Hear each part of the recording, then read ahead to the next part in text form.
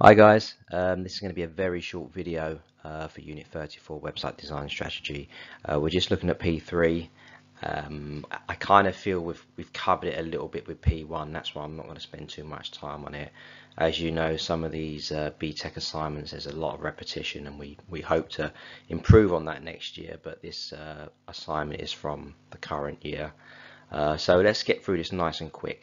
Okay, so the task 3, as it's called, for P3 is describe how the website of the three organizations have been designed to visually appeal to their users. There's some notes here about exploring these websites, how do they appeal visually. I don't think this is particularly helpful, so let's move straight on to the next slide. So yeah, nice and concise here. We only need 150 words for each of your three websites, maybe even less. Just want to get this done nice and quick. So you need to discuss the following. Start with the colors. Are they consistent throughout each page? We've tended to focus on just the home page, but now you need to search through the website a little bit further and talk about the other pages. Is there consistency? What colors are they using? This is where you Google. If they're using a lot of bright pink, Google what bright pink means as a color. It could be warm, passionate love, and you need to write about that. So if it is like a charity website and they're trying to evoke the users' warmth and love so they can encourage them to donate, that's why they're using that color, and that's what you need to say. So what is the main theme color? Google what that means, and see if it connects with the website's objectives. So if it's a website selling trainers or whatever, e-commerce platform, and they're using a lot of black, find out what that black means and see if there's a link. There may not be a link to what the meaning of trainers is or sportswear, but sometimes there is, especially the charity type websites. They use a lot of warm and caring colors. Okay? Also mention where they do contrast the colors, especially around the CTA, which you should know by now means call to action. They want those features to stand out because, as we've discussed previously, it's all about driving website traffic towards that CTA. Okay, so that's color. So easy, spend 30, 40, 50 words on color itself. Then you want to just look at the consistency throughout each page. We often refer to this in website design strategy as the website theme. The theme needs to be consistent. If someone goes from the home page to one of the other pages, it needs to be the same colors and style and layout. I think it makes people very uncomfortable when they go from the home page and they go into another page and it's a completely different feel to it.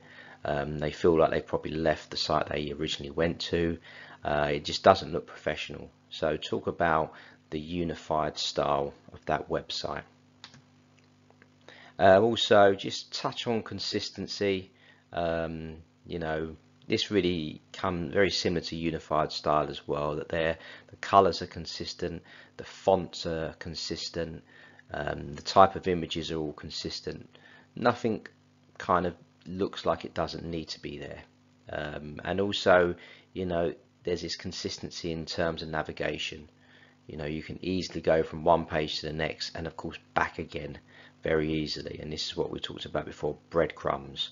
That's where at the top of the left hand corner of the page you'll see the kind of route that you've come to, and then if you want to go back to any point that you've been to previously, you can just click on the linked title at the very top, which takes you back to your original point, and these are called breadcrumbs. So just talk about those if they have them, and how this helps with consistency.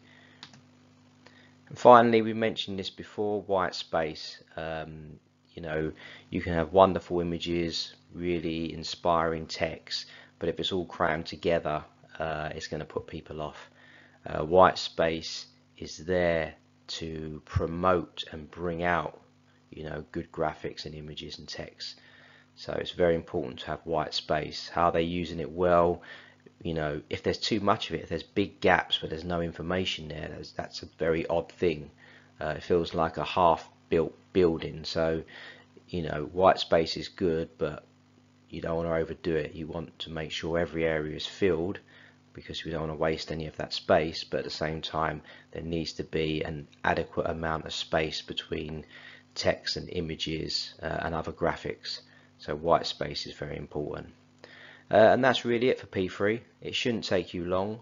As I said, I think some of you may have covered this in P1 a bit when we talked about IDA. Was obviously in IDA we talk about grabbing attention, so you would have mentioned the colors.